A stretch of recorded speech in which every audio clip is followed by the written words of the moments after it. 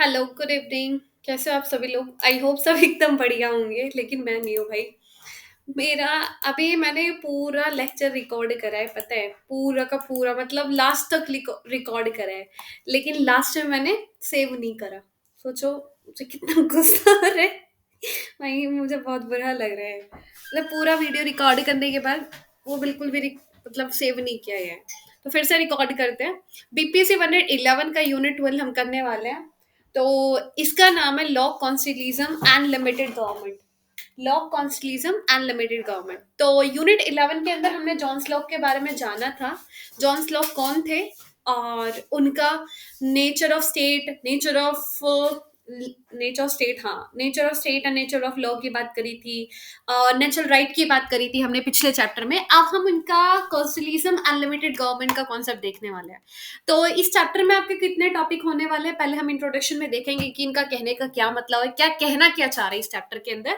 Then इसके बाद हम क्रिएशन ऑफ सोशल कॉन्ट्रैक्ट देखेंगे, एक कॉन्स्टिट्यूशन लिमिटेड गवर्नमेंट के कौन कौन से फीचर होते हैं, कैसी होनी चाहिए, इसकी बात करेंगे। और इनका जो ये अप्रोच है कॉन्स्टिट्यूशनिज्म वाला, इसका रिलेवेंस क्या है और क्या क्या इसका क्रिटिसिज्म है। तो स्टार्ट करते हैं अपना इंट्रोडक्शन से। तो जॉन्स लॉक की एक बड़ी फेमस बुक है टू ट्रीटीज ऑफ गवर्नमेंट। क्या है जी? एक बहुत ही बड़ी फेमस बुक है टू ट्रीटीज ऑफ गवर्नमेंट। जब मैंने आपको कल ये चैप्टर पढ़ाया था, मतलब 11 चैप्टर पढ़ाया था, उसके अंदर मैंने आपको इसके बारे में बताया था, इसके वर्क के बारे में बताया था। तो उसमें मैंने आपको ये बुक के बारे में बताया था। ठीक है, काफी फेमस बुक है इनकी। ये बुक का नाम आप जरूर याद रखना। 1689 के अंदर पब्लिश की गई थी। यहाँ पे बात करते हैं कि देखो भाई कैसे हम गवर्नमेंट को लेजिस्टिमेट और फेयर बना सकते हैं। तो जॉन्स लॉक की एक बड़ी फेमस बुक है टू ट्रीटीज ऑफ गवर्नमेंट। यहाँ पे ये हमको बताते हैं कि कैसे हम एक गवर्नमेंट फॉर्म कर सकते हैं, और गवर्नमेंट भी ऐसी वैसी नहीं, लेजिस्टिमेट और फेयर वाली। ये इमेजिन करते हैं कि एक ऐसी सरकार जहां पे जो सरकार है वो लोगों की बेसिक राइट को रिस्पेक्ट करती है। बेसिक राइट बोले तो right to life, right to freedom and right to property. लोग बिलीव करते हैं कि देखो भाई ये राइट ना, ऐसा नहीं है कि जब सरकार बनेगी तभी होगी, नहीं। ये नेचुरली एग्जिस्ट करती है। मतलब तुमने जन्म लिया है ना, तो जन्म से ही तुमको भगवान ने अधिकार दिया हुआ है। ठीक है, भगवान ने तुमको बोलने का अधिकार दिया है, भगवान ने तुमको पूरा लाइफ का अधिकार दिया है। बेटा तुम अपने आप को बचा सकते हो, कोई तुमको आके मार नहीं सकता है। ये तुम्हारा right to life, freedom, property, ये सब तुम्हारा नेचुरल राइट है। ठीक है, और ये राइट्स एक सरकार या समाज बनने से पहले होती है। आपको आपकी पूरी लाइफ का पूरा हक है, इट्स योर नेचुरल राइट। ठीक है, अकॉर्डिंग टू लॉ, लॉ के अकॉर्डिंग एक गवर्नमेंट लेजिस्टिमेट होगी जब लोगों के बेस पर, ठीक है, लोगों के कंसेंट के बेस पर। मतलब एक सरकार तभी गवर्न करेगी, एक सरकार तभी रूल करेगी जब लोग अपनी मन, लोग बोलेंगे। अगर लोग उनको सहमति नहीं देते हैं, लोग नहीं चाहते कि हमारे ऊपर कोई सरकार क्या करे, रूल करे, तो कोई भी सरकार नहीं बन सकती है। ठीक है, ये आइडिया बेसिस है किसके? सोशल कॉन्ट्रैक्ट के बेस पे, कि सोसाइटी ने एक कॉन्ट्रैक्ट तैयार करा है कि जी देखो हमको एक सरकार की जरूरत है, और सरकार का काम होगा हमारे नेचुरल राइट का प्रोटेक्ट करना। और सब जो सरकार है वो भी कुछ रूल्स को फॉलो करेगी, वो अपनी पावर का रिफ्यूज नहीं करेगी। ठीक है, तो लोगों ने ये कॉन्ट्रैक्ट तैयार करके दिया है कि देखो भाई हमको प्रोटेक्ट करने वाला कोई नहीं है, तो इसलिए हमरे को सरकार चाहिए। ठीक है, तो सोशल कॉन्ट्रैक्ट बन के तैयार हो गया। लोग डिसएग्री करते हैं काफी ज्यादा किससे, आइडिया से, कि किंग और मोनार्क के पास एब्सोल्यूट पावर हो। वो बोलते हैं कि देखो भाई तुम राजा को और ये मोनार्की को भाई एब्सोल्यूट पावर मत दो, कि उनका जो मन करे वो करे, जो राजा करेगा वो सही होगा। राजा कभी कुछ गलत नहीं कर सकता। राजा की पूरी मनमानी है, जो उसको करना है वो करे। ये सब गलत है। उन्होंने बोला जो ये एब्सोल्यूट पावर तुमने दे के रखा है बिल्कुल गलत है। अब कुछ लोग बोलते हैं कि जरूर होना चाहिए, क्यों? वो राजा को एक पिता के समान सोचते हैं। बोलते हैं राजा एक पिता होता है पूरी सोसाइटी का, उसका पूरा हक है पूरी सोसाइटी, पूरे साम्राज्य के ऊपर। उसका काम है अपने पूरे समाज को प्रोटेक्ट करने का। जैसे एक पिता का अपने बच्चे के ऊपर पूरा अधिकार होता है, बेटा तेरे को क्या करना चाहिए, क्या नहीं करना चाहिए, क्या सही है तेरे लिए, क्या गलत है तेरे लिए।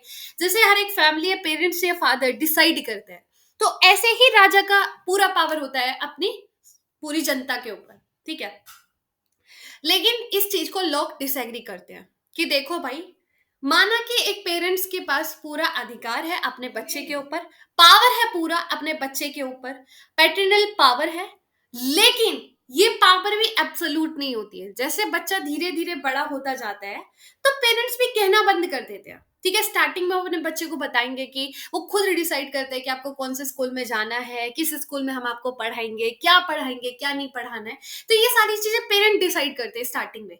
लेकिन जैसे बच्चा धीरे धीरे बड़ा होता जाता है तो वो अपने आप सोचने लगता है अपने बारे में। ठीक है, स्टार्टिंग में आपका क्या नाम रखा जाएगा, आपके फादर मम्मा ने सोचा होगा, है ना। आपको कौन से स्कूल में पढ़ाना है, ये मम्मी पापा ने सोचा होगा। लेकिन जब धीरे धीरे आप बड़े हो, आपको कौन सी यूनिवर्सिटी में एडमिशन लेना है, आपको करियर में कौन सी लाइन में जाना है, क्या करना है, ये सब आपने डिसाइड करे। तो एक पेरेंट्स जो तुम्हारे पापा है, मतलब जो पैटर्नल पावर है, वो भी हमेशा के लिए नहीं है, धीरे धीरे उन्होंने भी अपनी पावर को कम कर लिया है। तो ये बोलते हैं कि देखो भाई, एक अडल्ट सिटीजन को एक छोटे बच्चे से कंपेयर करना बिल्कुल गलत है। जिस तरीके से तुमने बोला है कि राजा एक पापा है पूरी सोसाइटी का, ठीक है, फादर है वो पूरी सोसाइटी का, और जनता उसके बच्चे है, तो उसके पास पूरा पावर है पूरी जनता को कंट्रोल करने का, तो बोलते गलत है। एक अडल्ट सिटीजन जिसके पास पूरा अधिकार होता है अपने लिए डिसीजन लेने का, उसमें इतना मेंटेलिटी होती है उसकी कि वो रीजन का यूज कर सकता है, वो खुद डिसीजन बना सकता है। तो बोले उसको एक बच्चे से कंपेयर क्यों कर रहे हो। एक पापा पैटर्नल पावर भी तो एक बच्चे के ऊपर होता है ना, फैमिली का, बड़े बच्चे के ऊपर थोड़ी नहीं होता है। तो बोलते हैं ये गलत है। तो इसलिए एक एब्सोल्यूट मोनार्क बनाना गलत है। बोलते हैं ये रूल को मैं नहीं मानता। ठीक है जी। तो लॉक का इंट्रोडक्शन में उन्होंने हमको ये बताया। आगे चलते हैं। Creation of social contract. अब ये सोशल कॉन्ट्रैक्ट का क्रिएशन कैसे होता है। तो सोशल कॉन्ट्रैक्ट में काफी प्रीवियस 3-4 यूनिट से बोलती हुई आ रही हूँ। सोशल कॉन्ट्रैक्ट मतलब समाज एक कॉन्ट्रैक्ट तैयार करता है कि देखो भाई हमरे को ये रूल फॉलो करने का है और ये चीजें नहीं करने की है। फॉर एग्जाम्पल कोई भी ऐसा सोसाइटी में अनटचेबिलिटी प्रैक्टिस नहीं करेगा। तो ये क्या हुआ, ये एक रूल हो गया कि कोई प्रैक्टिस नहीं करेगा। आपको जो भी प्रोफेशन में जाना है जाओ। तो ये क्या हुआ, एक राइट हुआ आपके पास, आपका पूरा राइट है आपकी लाइफ का। ठीक है, तो ये आपका राइट हो गया। तो ये रूल्स बना दिए सोसाइटी ने। सोसाइटी ने कॉन्ट्रैक्ट तैयार कर दिया कि ये रूल सब फॉलो करेंगे। अब इसको इम्प्लीमेंट करने के लिए क्या चाहिए, सरकार चाहिए। आपकी राइट्स को प्रोटेक्ट करने के लिए सरकार चाहिए। तो लोगों को लगा कि सरकार तो भाई चाहिए ही चाहिए। ठीक है, तो वो सोशल कॉन्ट्रैक्ट तैयार करके दिया, हर कोई लोग एग्री हुआ है कि हमको सरकार चाहिए। जॉन स्लोक ने बोला था स्टेट ऑफ नेचर के बारे में, जहां पे किसी भी तरह की कोई सरकार एग्जिस्ट नहीं करती है, लोग अपनी फुल मन मर्जी से रहते हैं। कोई किसी के ऊपर रोक टोक नहीं होते, जिसका जो मन होता है वो करते हैं। लेकिन नेचुरल राइट यहाँ पे भी होती है, आप अपने आप को बचाने का पूरा अधिकार है।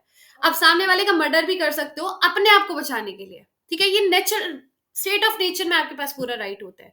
तो लोग ने बोला कि स्टेट ऑफ नेचर को इसलिए लीव करते हैं लोग क्योंकि उसके अंदर कुछ प्रॉब्लम्स होती है। कौन कौन सी प्रॉब्लम होती है कि कोई लॉ एस्टैब्लिश नहीं किया होता। मतलब कोई नेचुरल लॉ तो है कि right to freedom, right to liberty, right to property, ये सब है तुम्हारे पास राइट, लेकिन कहीं लिखा हुआ नहीं है। और ये जो नेचुरल लॉ ये यूनिवर्सल नहीं है, मतलब हर कोई इस चीज को एग्री नहीं कर रहा है। तो ये सबसे बड़ी प्रॉब्लम है। दूसरा, कोई इम्पार्शियल जज नहीं है ना। कोई भी इंसान पार्शियल हो सकता है, वो अपने लिए कौन गलत चाहेगा कि मैंने गलती करी और मेरे को सजा मिले, ये तो कोई भी नहीं चाहता ना। तो बोलते हैं कोई इम्पार्शियल जज नहीं है, कोई अपने बच्चे को क्यों सजा सुनाना चाहेगा। तो बोलते हैं कि हर कोई जज है, ये गलत है। तो इसलिए अनफेयर डिसीजन बनाने वाला हमको कोई चाहिए। ठीक है, नो इन्फोर्समेंट ऑफ पावर, कोई इन्फोर्स करने वाला नहीं है। तुम्हारे पास राइट टू लाइफ तो है, लेकिन प्रोटेक्ट कौन कर रहे हो उसको, तुम खुद ही प्रोटेक्ट कर रहे हो उसको, कोई प्रोटेक्ट करने वाला नहीं है। तो ये सबसे बड़ी प्रॉब्लम होती है स्टेट ऑफ नेचर के अंदर। अब लोगों को लगता है यार देखो भाई कोई बचाने वाला नहीं है, कल को मेरे खाने को कौन चोरी करके ले जाए पता भी नहीं चलेगा, और ना ही पुलिस आएगी मेरे को बचाने के लिए, कोई मेरा मर्डर भी करके, लेकिन बचने वाला नहीं है। ठीक है, कोई सिक्योरिटी नहीं है तुम्हारे पास क्योंकि सरकार ही नहीं है सिक्योरिटी के लिए। तो बोलते हैं इसलिए हमको सिविल सोसाइटी चाहिए, मतलब एक तरह की सरकार चाहिए जहां पे हम सोसाइटी के अंदर लेजिस्लेचर पावर होगा, लॉ वगैरह क्लियर होंगे, ये करने का है, अगर ये नहीं करने का, अगर आप ये करोगे, जो नहीं करना है, चोरी नहीं करना है, गलत चीज है, तो आप करोगे तो आपको पनिश भी किया जाएगा। जुडिशियल पावर, इंडिपेंडेंट जज होना चाहिए, किसी का पार्शियली होके वो डिसीजन ना ले, किसी के दबाव में ना रहे। एग्जीक्यूटिव पावर, वो लॉ का अचार नहीं डालने का है कि जाके सुखा रहे हैं फिर अचार डाल रहे हो उसके अंदर, ना ना ना ना। जो लॉ रूल्स वगैरह बनाए उनको इम्प्लीमेंट भी करा जाएगा, और जो उस चीज को ब्रेक करेगा तो पनिश किया जाएगा। तो ये सब इंस्टीट्यूशन लोगों की नेचुरल राइट को प्रोटेक्ट करेंगे, right to life, right to liberty, right to property को। ठीक है, और स्टेट का मतलब गवर्नमेंट का काम होगा इसको प्रोटेक्ट करने का। स्टेट ऑफ नेचर में क्या होता है, स्टेट ऑफ नेचर में तुम्हारे पास ये राइट्स तो होती है, लेकिन आपको प्रोटेक्ट करने वाला कोई नहीं होता। आप खुद ही अपने आप को डिफेंड कर सकते हो, डिफेंड करते हो। अगर आपको कोई मारना चाह रहा है तो आप खुद ही अपने आप को बचाओगे, सरकार नहीं आएगी, क्योंकि है ही नहीं सरकार। और धीरे धीरे जैसे पैसा बढ़ता जाता है सोसाइटी में, सोशल इनइक्वालिटी बढ़ती जाती है, तो उस तरीके से ये कॉन्फ्लिक्ट बढ़ते ही जाते हैं। ठीक है। सॉरी यार, पता नहीं किसने कैसा छौंक मारा है, एकदम से पूरा गले तक आ गया है। Trade in the social capital, अरे यार बोतल खुल जा।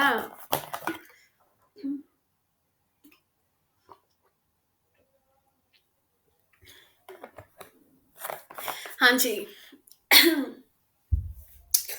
Trade of the social contract. देखो भाई, अब लोग चाहते हैं कि देखो एक सिविल सोसाइटी चाहिए जहां पे सरकार हो, सरकार का काम होगा हमारी राइट्स को प्रोटेक्ट करने का, हमको प्रोटेक्शन देने का।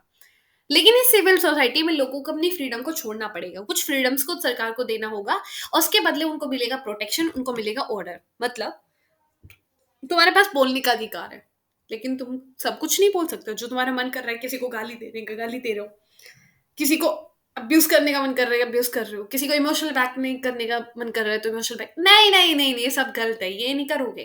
फ्रीडम है, बट पूरा फ्रीडम नहीं, एब्सोल्यूट फ्रीडम नहीं है।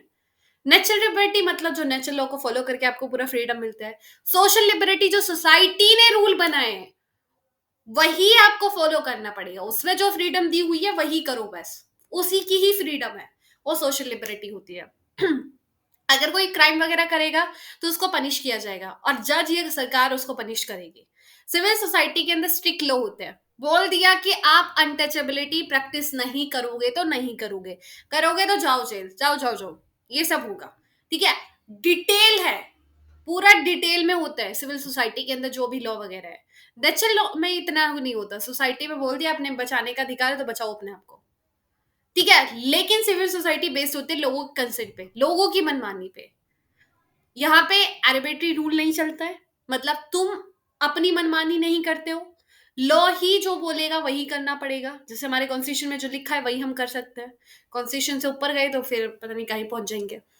ठीक है। तो ये सारी चीजें होती है, सभी चीजें प्रोटेक्ट करके रखती है, स्टेबिलिटी सिक्योरिटी बनाए रखती है सोसाइटी के अंदर, जिसमें आपकी नेचुरल राइट अच्छे से प्रिजर्व की जाती है, फैक्टली उसको इंप्लीमेंट किया जाता है। ठीक है जी, आगे चलते हैं। Constitution unlimited government. मेरे को बस इतना याद आ रहा है ये वीडियो रिकॉर्ड करके, बस मैं इसको सेव कर लूँ यार, अब नहीं होना चाहिए। John slog idea of government. तो जॉन स्लॉक का गवर्नमेंट वाला आइडिया, तो जॉन स्लॉक बोलता है कि देखो भाई, लोग एग्री करें कि अपने को एक सरकार बनाना है, सरकार का काम होगा आपकी नेशनल राइट को प्रोटेक्ट करने का। ठीक है। लेकिन इस सरकार को ज्यादा पावर नहीं देने का कि एब्सोल्यूट पावर दे दे, ना ना ना ना ना, अनफेयर रूल नहीं होना चाहिए सरकार का। इसलिए हमको कुछ लिमिट बनाना पड़ेगा सरकार के रूल्स के ऊपर, सरकार के ऊपर। तो गवर्नमेंट कैसे स्टार्ट होता है, क्यों लोग गवर्नमेंट बनाते हैं, क्योंकि स्टेट ऑफ नेचर में आप सेफ नहीं होते, अनसेफ होते हो। कौन आप में 4 थप्पड़ लगा के चले जाए, पता ही नहीं चलेगा। फिर 2 गाल को से ऊपर से हाथ लगा के रखना, बस बचाते हुए डोलना कि मम्मी थप्पड़ मारा, कोई नहीं आया बचाने के लिए, ताकि तुम किसी को कंप्लेन भी नहीं कर सकते हो। तो लोग बोले कि सोशल कॉन्ट्रैक्ट करेंगे, सरकार बनाएंगे, वो प्रोटेक्ट करेगी हमारे राइट्स को। अब कौन डिसाइड करेगा किस तरह की गवर्नमेंट होगी, लोग डिसाइड करेंगे, मेजोरिटी डिसाइड करेगी। जो लोग चाहते हैं वही होगा। किस तरह की सरकार चाहिए, डेमोक्रेसी चाहिए, ओलिगार्की चाहिए, मोनार्की चाहिए, जो चाहिए लोग डिसाइड करेंगे। ज्यादा लोगों की सुनाई जाएगी, सही सुनी जाएगी। Rules for the common government, sorry good government. एक अच्छी सरकार के लिए कौन कौन से रूल होते हैं, तो पावर होती है गवर्नमेंट की, लेजिस्लेचर पावर, लॉ बनाने का काम और उसको एग्जीक्यूट करने का काम। ठीक है। इसके अंदर जुडिशियल पावर भी आती है। लॉ कैसा होना चाहिए, यूनिवर्सली अप्लाई किया जाना चाहिए, मतलब हर किसी पे इक्वली अप्लाई करो। ये नहीं मैं ट्रैफिक रूल एक दो इंसान ही उसको फॉलो कर रहा है, 2-4 इंसान ऐसे या वही कर रहा है, ना ना ना, सबके लिए वो सबको फॉलो करना है। कॉमन गुड सर्व करो, सबकी भलाई के लिए काम करो।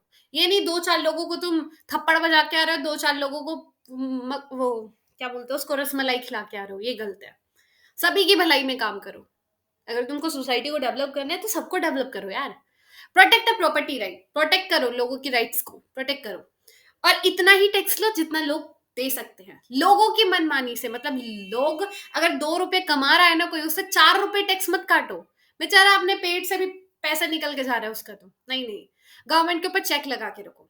लेजिस्लेचर को ये सारी चीजें नहीं करनी चाहिए, क्या अपनी लॉ मेकिंग पावर किसी को नहीं देने का। वो खुद रखे अपने पास। ज्यादा टाइम तक लेजिस्लेचर को पावर में मत रहने दो। अगर लेजिस्लेचर ज्यादा टाइम तक रहेगा तो वो सेल्फिश बन जाएगा। अगर तुम एमपी को 10 15 18 20 25 साल तक रखोगे तो उसको पता है कि अपना तो जाने का है नहीं, इलेक्शन होने के नहीं है, तो बढ़िया मजे करे, आने वाली पीढ़ियों के लिए बढ़िया पैसे इकट्ठे करे। तो ये सारी सिचुएशन बन जाएगी। एग्जीक्यूटिव को क्या करना चाहिए? एग्जीक्यूटिव राजा बोले और प्रेसिडेंट बोले तो इनको पहले तो जो लॉ बनाया है लेजिस्लेचर ने वो ओबे करना है।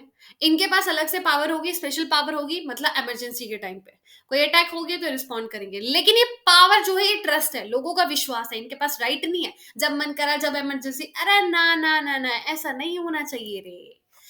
लोगों के पास पूरा राइट है रिबेल करने का। रिबेल करने का मतलब प्रोटेस्ट करने का। अगर गवर्नमेंट लोगों की राइट को प्रोटेक्ट नहीं कर पा रही है तो लोग उठ जाओ, धरने पे उठ जाओ। अगर गवर्नमेंट करप्ट है, पावर का यूज कर रही है, तो लोग भर के विरोध कर सकते हैं सरकार का। लोगों के पास राइट है रेजिस्ट करने का, गवर्नमेंट को चेंज करने का, गवर्नमेंट को रिमूव करने का। अगर गवर्नमेंट बदतर से बदतर होती जा रही है, सरकार कुछ कर ही नहीं रही है, तो लोग स्टार्टिंग से स्टार्ट करें, दोबारा नई सरकार बनाए। तो लोग का मानना है कि एक लिमिटेड गवर्नमेंट बहुत अच्छी होती है। लिमिटेड गवर्नमेंट मतलब गवर्नमेंट लिमिटेड है, रियल पावर लोगों के हाथ में है। इसमें क्या होगा, लोगों की राइट्स प्रोटेक्ट रहेंगी, पावर सेपरेट रहेगी, कोई अपनी मनमानी नहीं करेगा, और कहीं ना कहीं लोगों को एक बेकार सरकार से भी बचाएगा। और ये मॉडर्न डेमोक्रेसी को भी फॉर्म करता है, आज की जो मॉडर्न डेमोक्रेसी है उसको। ठीक है। Legacy of the law constitution. तो लॉक का जो आइडिया है कैसे इन्फ्लुएंस करता है वर्ल्ड को। तो भाई जो ये मॉडर्न कॉन्स्टिट्यूशन है जहां पे हम बात करते हैं नेचुरल राइट की, आपके पास पूरा अधिकार है, fundamental right to life, right to liberty, right to speak, right to freedom, पूरा अधिकार है तुम्हारे पास। Right to property, article, article कौन सा जल्दी बताओ, आर्टिकल कौन सा? हाँ हाँ हाँ, बताने का है। अभी नहीं है वो, हमारा फंडामेंटल राइट नहीं है, लीगल राइट है बस आपके पास ये। ठीक है। Right to property fundamental right नहीं है आपका। तो भाई देखो, ये सारा जो राइट है ये आज का कॉन्स्टिट्यूशन फ्रेम करने में हमको हेल्प मिला है। Check balance separation of power हमारे कॉन्स्टिट्यूशन के अंदर है ना। तो ये कहाँ से मिला? यहीं से आता है। लिमिटेड पावर, गवर्नमेंट को लिमिट करके रखो, अपनी मनमानी तानाशाही नहीं चलेगी, नहीं चलेगी, नहीं चलेगी। Criticism of the lock idea, lock के आइडिया को क्रिटिसाइज किया जाता है। साइलेंट एग्रीमेंट की बात करें, साइलेंट एग्रीमेंट बोले तो कि आप इस सरकार के अंदर एक कंट्री के अंदर रहते हो, वहां की कंट्री की आप सर्विस यूज कर रहे हो, लाइक रोड, हॉस्पिटल और एजुकेशन, स्कूलिंग वगैरह, मेडिकल फैसिलिटीज, ये सारी चीजें आप क्या कर रहे हो, वहां की सर्विस का फायदा उठा रहे हो। तो आपका इतना हक बनता है कि आप उस सोसाइटी के रूल्स को फॉलो करो। ठीक है। मतलब ट्रैफिक रूल हो गया, फॉलो करो, टैक्स दो। प्रॉब्लम क्या है? लोग ने ऐसा क्या गलत बोल दिया कि आप उस कंट्री की सर्विस को यूज कर रहे हो, तो भाई तुम्हारा इतना कर्तव्य भी बनता है कि रूल्स को फॉलो करो। सर्विस का फायदा उठा रहे हो तो रूल्स भी तो फॉलो करो। प्रॉब्लम इसमें यह है कि कुछ लोग आर्ग्यूमेंट करते हैं कि रियल कंसेंट नहीं है। लोगों का ये कंसेंट नहीं है कि उनको कहाँ पे रहना है। हमेशा लोगों की चॉइस नहीं चलती इसमें कि हमको ये सरकार देश छोड़ देना चाहिए। नहीं नहीं, इस चीज को एक्टिवली एग्री नहीं करते। लेकिन लोग का आज के टाइम पे बहुत बड़ा इम्पैक्ट है। इन्होंने पर्सनल फ्रीडम की बात करी है, गवर्नमेंट की अकाउंटेबिलिटी की बात करी है, लिमिटेड पावर की बात करी है, जो आज की डेमोक्रेसी को फाउंड करते हैं। डिबेट ये चलता रहा है कि इनके आइडियाज को लेकर, लेकिन हम डिबेट में नहीं जाते हैं।